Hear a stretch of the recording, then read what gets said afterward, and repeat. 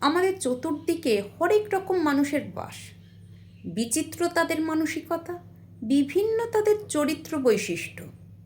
এদের মধ্যে হামেশাই যে মানুষটা দেখা মেলে সেটা হলো অন্যকে প্রশংসা করতে না পারার দুর্লভ মানসিকতা।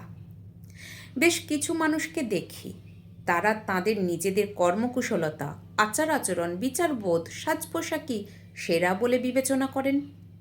অন্যের বিচার বিবেচনা, মতামত, রান্নাবান্না, কাজকর্ম, ভালোবাসা, আতিথেয়তা, ব্যবহার, কথাবার্তা কোনো বিষয়কে এরা প্রশংসা করতে জানেন না। বলা ভালো, মন খুলে প্রশংসা করতে শেখেনি। এমনও দেখেছি অন্য একজন দরাজ কণ্ঠে অ্যাপ্রিসিয়েট করছেন, তাতে তারা বেশ অস্বস্তি কিংবা বিরক্তি বোধ করেন।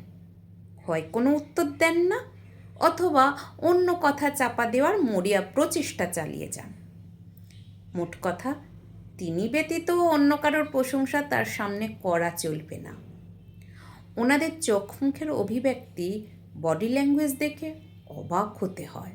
এদের দেখে আমার রাগ হয় না, বিরক্তিও হয় না, হাসি পায়।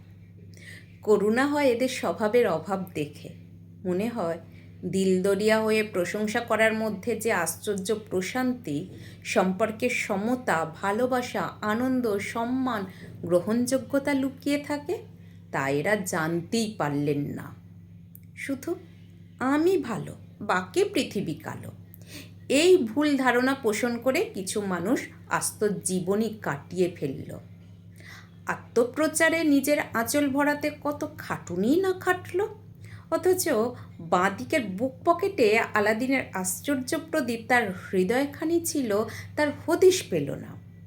আত্মম্ভরিতায় হৃদয়খানি উপচে পড়ল, শুধু হৃদয়টা খনি হতে পারল না।